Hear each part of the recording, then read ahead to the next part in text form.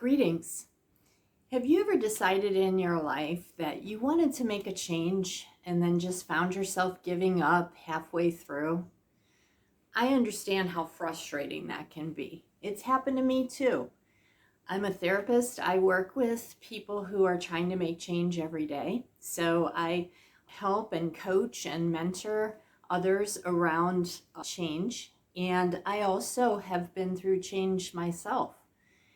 I'm going to start with just an example of my own change that I've struggled with over the years, and that's been my weight. Over the last 10 years, especially, I've just noticed that I started putting on more pounds and just got concerned about my health, especially as I'm getting older and reaching my retirement years.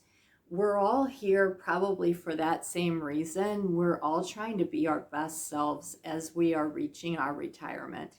But as I was gaining weight over the last 10 years, I was struggling to work through that and bring about some permanent change. In this video today, we are going to be doing a bit of a deep dive into the concept of change, the stages of change, what makes it hard for us to change, and how it feels to be successful and how to keep those changes in place. So stay with me and let's jump into this topic of change. So first of all, why is change so hard? What makes it so difficult for us to make changes? Even small changes in our lives can be difficult. Let's think about how we put on our clothes. Now, I know this sounds really silly, but stay with me here. If you put on your shirt inside out or backwards, doesn't it feel awkward? Don't you realize and recognize right away something's wrong with this?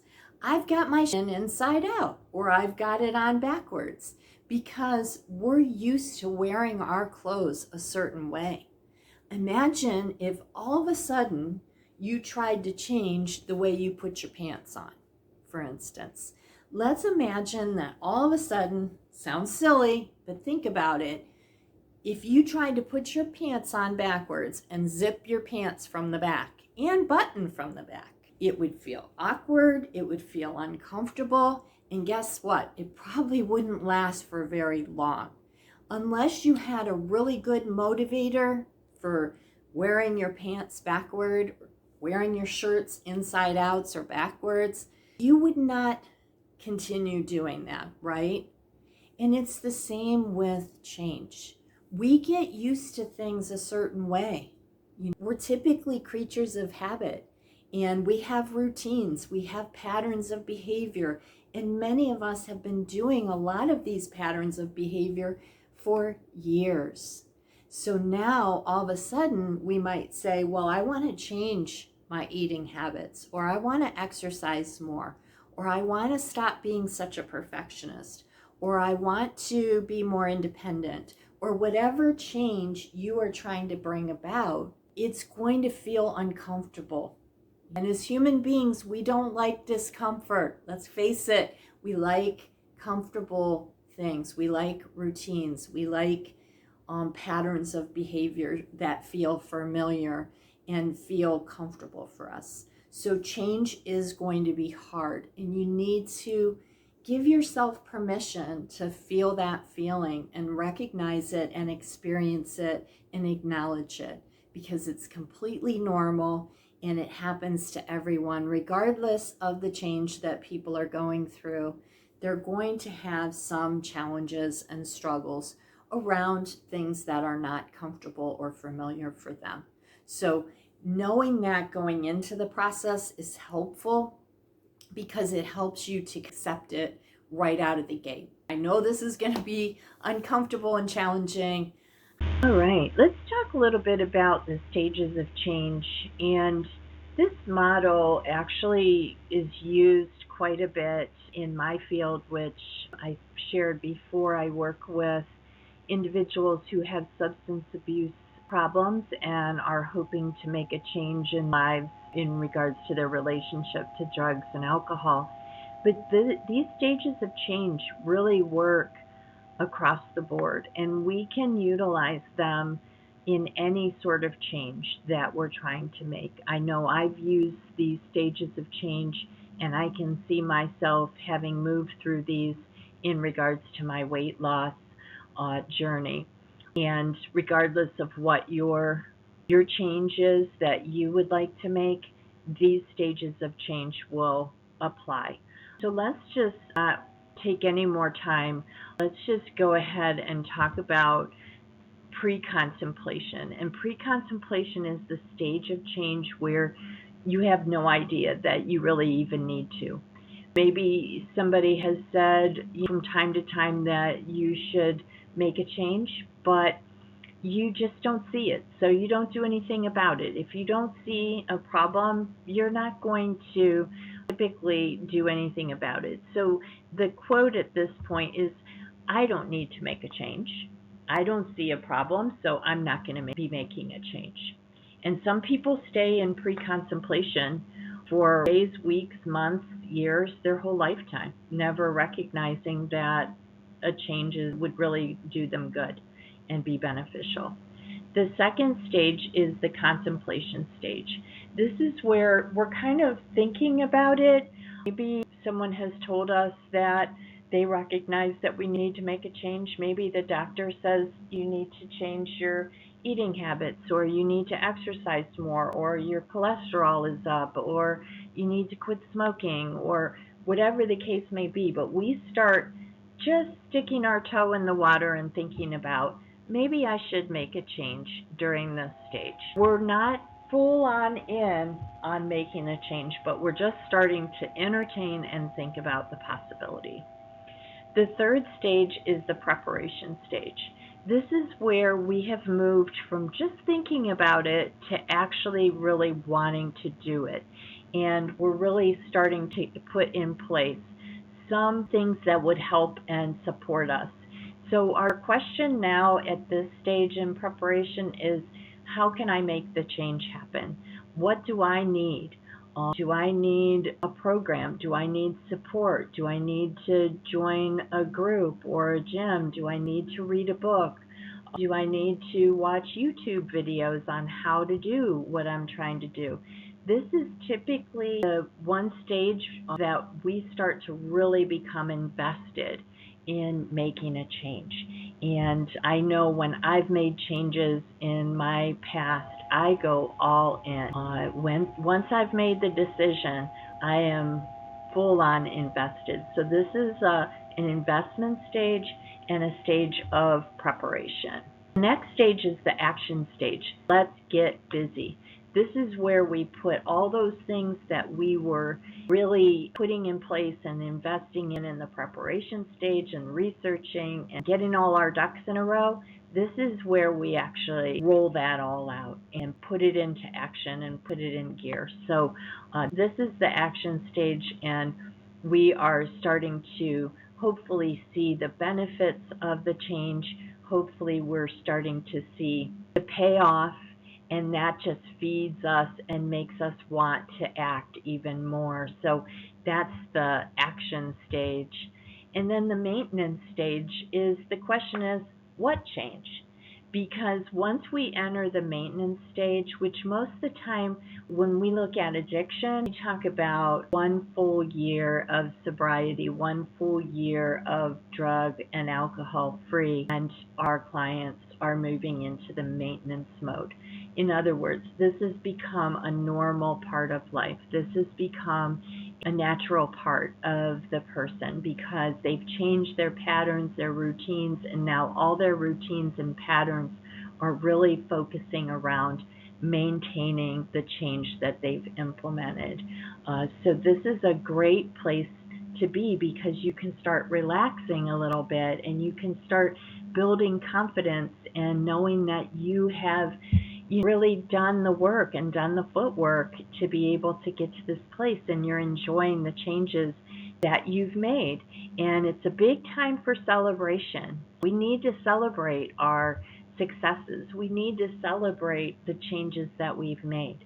Now, the one area that we want to be really careful of is this, what I have in the middle here, the messy middle. This is where relapse happens, and it can happen in any of the stages Typically not pre-contemplation, because in pre-contemplation you're not even recognizing a need for change. So relapse is in that's a moot point because you've never really made the change to begin with. But in any of the other change stages, people can get into the messy middle. And the messy middle is really the area where we see people start to slip up. We see people start to move into a danger zone of reverting back, slipping back to those old behaviors. Maybe they're thinking this is too hard, or maybe they actually might be thinking this is just too easy. I got this. A little overconfident, that sort of thing. Maybe they start hanging out or hanging around in situations that might be triggering. For example, I'm on a weight loss journey and have been for close to a year. If I start hanging out at the donut shop, eventually I'm going to have a donut. I love donuts, so of course I'm going to have a donut. But I know that that donut is not good for me when I'm trying to stay on my maintenance path, when I'm trying to keep those changes in place. So the messy middle can happen and does happen, and I just want everyone to be aware of the potential that could happen. It is a danger zone. If you catch yourself going in that direction, try to get back on track with the action. Start to maybe shore up and sort of get back into doing some active change approaches so that you get back on track. The ways to push through that messy middle, if you found yourself in that place, if you're in that place right now, it's a difficult place to be because you want to get back to where you were, but sometimes it's very hard. Some things that you could do to help you is to break that change into small, tiny, doable steps. One thing every single day, a couple things every single day, just to get you started back on the right track. Find some friends, join a community, get some support, do some journaling, get an accountability partner, get somebody who's going to give you a kick in the pants if you need it, or at least give you a good talking to if you're starting to slip, and you can be their accountability partner as well. Celebrate small progress. Remember, we're not looking for progress, not perfection. So continue to celebrate and admire and uplift yourself for your small progress goals. And then remember your why. Why did you want to do this to begin with? What happened to your why and where is it? And maybe you need to write or do some journaling or talk to a friend about what your why was to begin with so you can get back to that. So these are the stages of change. I hope this has been helpful in explaining somewhat of the actual process of change and how that happens, and kind of give you a visual of what you're going through or what you would be going through as far as the stages of change if you choose to make some changes in your life. If we get through the messy middle and the chances of potentially returning to old behaviors or relapse to some of our old behaviors, we move into this stage of integration of this change, of actually fully integrating it into our day-to-day life, to the point where it becomes our new norm. It becomes our new routines. It doesn't even feel like a change anymore.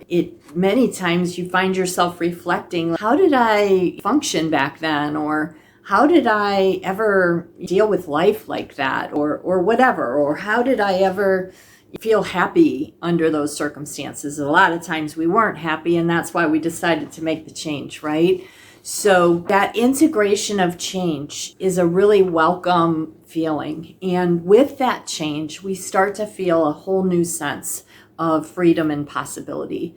We realize how much better we're feeling emotionally, physically, spiritually, even financially. We may see, depending on what the change was and what it entailed, we may even see some benefits in those areas. So we just really start feeling that sense of freedom. We feel like the change aligns better with our values and our goals right now. And maybe at a certain point in time, our values and goals were different, and what we were doing, those old actions, lined up better with where we were at that time, but they just don't sit well with us now. They don't align with our values and our goals. So we can see that we're more at peace because we don't have that internal conflict. We're more in line with where we're trying to go. We're becoming a model for others. And when I talk about my weight loss journey, I started an intermittent fasting journey and have been successful with that. I still have a ways to go. And I still have times where I move into that little messy middle, that relapse area. And red flags go up because it's like you're moving back into some of those old patterns and old behaviors. You're not following the program that's worked well for you so far. So I catch myself and I get back on track. And that may happen for you too. And if it does, again, just recognize the signs, recognize the red flags, and get back where you want to be so that you don't fully, fall back into the old behaviors and have a hard time getting back on track. So being a model for other people who are watching your journey, being an inspiration to others who are going to undoubtedly ask, you've made this change, you've made that change, how did you do it?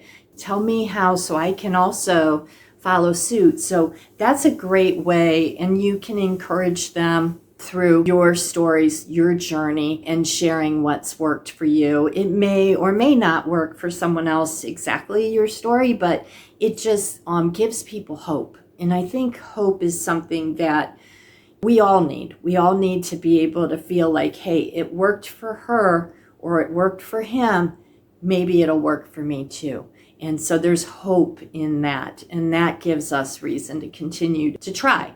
So if this has resonated with you, if you yourself have experienced change and you would kindly share in our comments so that others could find hope in that. If you're struggling and you're in a place where you want to make some changes and you need some support, feel free to comment on that topic and we'll offer you support and just pour positive energy your way to help you. We are all evolving. We're all hopefully striving to be better than we were yesterday. And I hope that this video has been helpful for you to realize that although change is very hard, it is possible and we can do it if we have the right plan, we have the right support, we have the right mindset, and we are committed to overcoming the challenges and experiencing the success. We all can continue to get better every day. Have a great day. Thank you so much for spending some time with me this day, and see you next time.